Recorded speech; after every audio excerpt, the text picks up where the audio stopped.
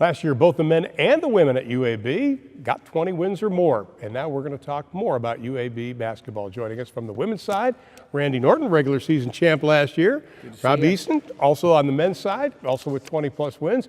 We'll talk to him in just a second. First of all, Randy, I want to talk to you. Conference USA regular season champion, and you stumbled in the tournament. How difficult was that for you, for your team? Well, first of all, I wouldn't call it stumbling, Ron. You know, it's one of those situations where 2 years ago we had the youngest team in the country. We were tied with 3 other teams for being the youngest team. And so we've kind of grown up with this group that are juniors now. And to win the conference outright was just a big step for our program. And then to get to that championship game, to play a really good Western Kentucky game, our team that had been there 4 straight years. So I think it was an unbelievable experience for our girls just to get to that game. It's going to help us this year if we get that opportunity again. Well, just to put that in perspective, last year at this time, UAB was picked to finish 7th in the conference. They ended up winning the regular season. And, of course, they also set a UAB record for wins. Impressive to me. You talk about a young team, 11-2 on the road overall, but 8-0 in Conference USA league play. That just blows me away. It blows me away too, because typically we play extremely well at home, but last year was just one of those years where we had some teams come in, put together some great game plans, and were able to knock us off. But as you said, to be 8-0 on the road in conference play, in Conference USA especially, that's a big feat, and that's tough to do. You said your team understands the process of winning championships, and I don't think a lot of people understand winning championships is a process. It is a process, and it started day one when I took the job at UAB.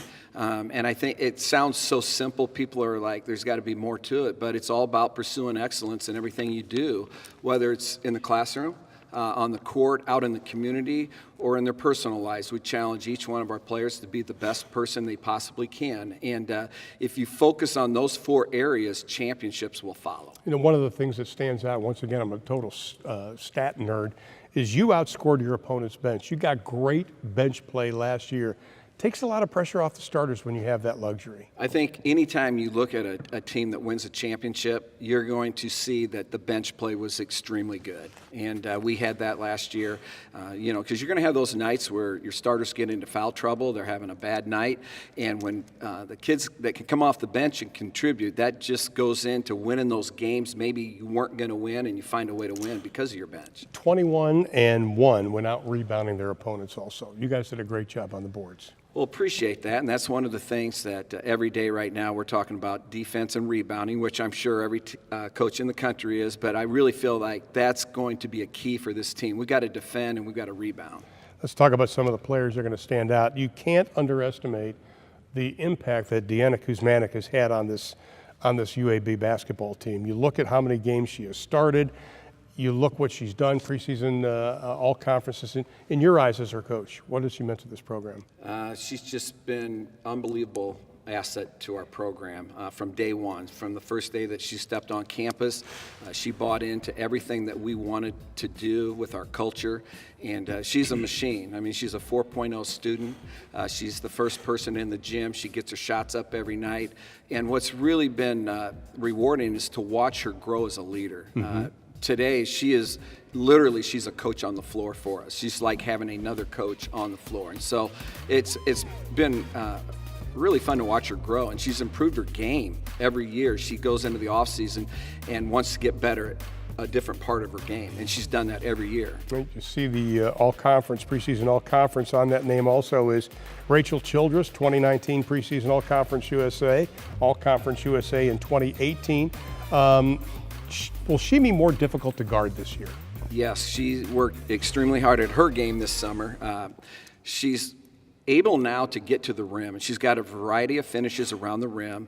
She can post up, and she has an outstanding mid-range game. So she and Deanna both came in this summer and worked hard to improve their game, and so that they are going to be more difficult to guard this year. Did she need to improve, though, defense? a little bit? Yes, and it's funny you bring that up. This summer, we were talking about different goals for this season, and we were at the top for the majority of the season in scoring, and Rachel Childress raised her hand and said, I think our goal should be to allow the fewest points in the conference. And I looked at her and I said, a lot of that's going to be on her, and she knows it. She's an extremely bright kid, and her defense has improved as well. One final question. You have always been the hunter. Now you're the hunted in the conference.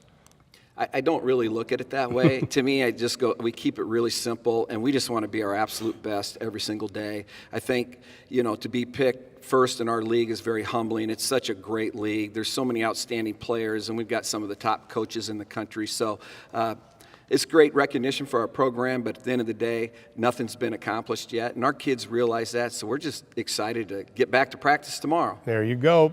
Rob Eason, in his third year, UAB last year finished 20-13. How do you look at last season? What did this team learn?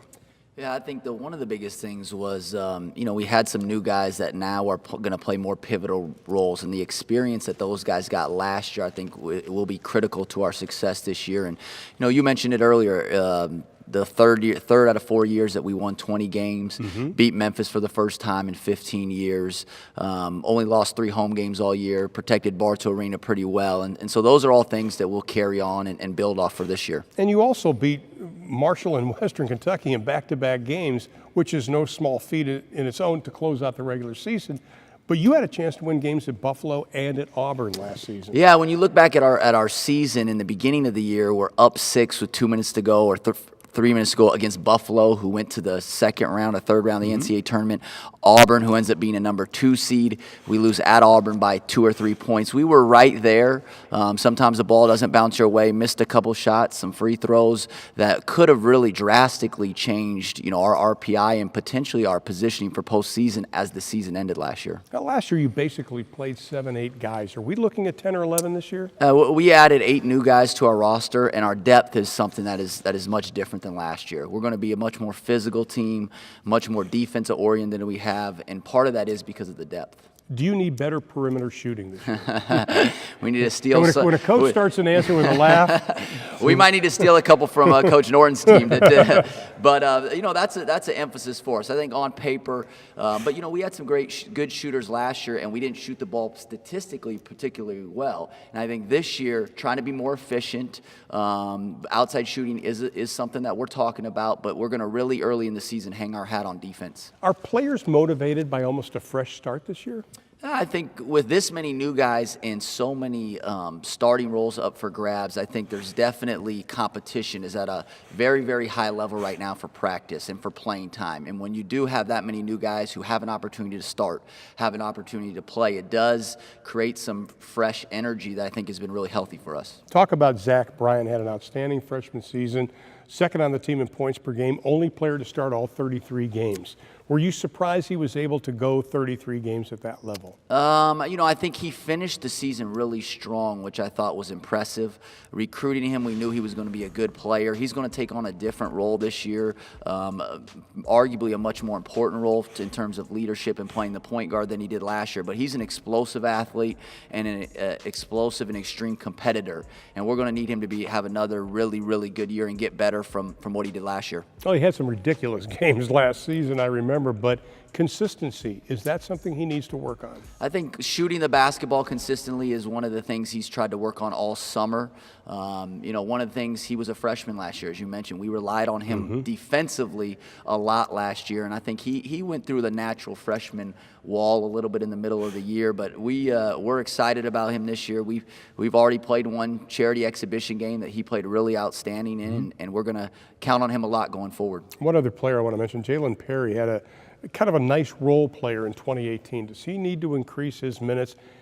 Not from you, but from the way he practices. Yeah, I think Jalen has always been a little bit inconsistent last year, but he's always wanted this opportunity. Now as a senior, one of our biggest shot makers, we're going to rely on him to make shots, create offense. He's really excited for this role. I think now he came off the bench last year. He's ready to embrace it. He's looked great this summer and early in our season, and we're excited about his opportunity this year. One final question for both of you, and I'll start with you, Rob. The success of the women's team, Does that translate to the men? I think and the success of your football team. Well, I with think Bill. definitely, and I'll take it back even a step further.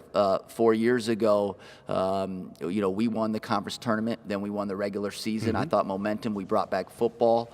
They've been tremendously successful. Women's basketball has been tremendously successful. There's a lot of great stuff going on at UAB, and we're hopefully going to take that next step too and compete for a championship this year as well. What Bill has done. Does that affect the women's? Absolutely, and I think that's on every campus. When your football team starts off the year well, you get that momentum, you get that excitement on your campus, and I think men's and women's basketball, same thing. We feed off each other, so it is an exciting time right now to be at UAB. And there's a common theme between these two and also Bill Clark, the head football coach: integrity and doing things the right way. Gentlemen, good to see you again. Best of luck this year. Thank you. We will continue Conference USA Media Day coming up.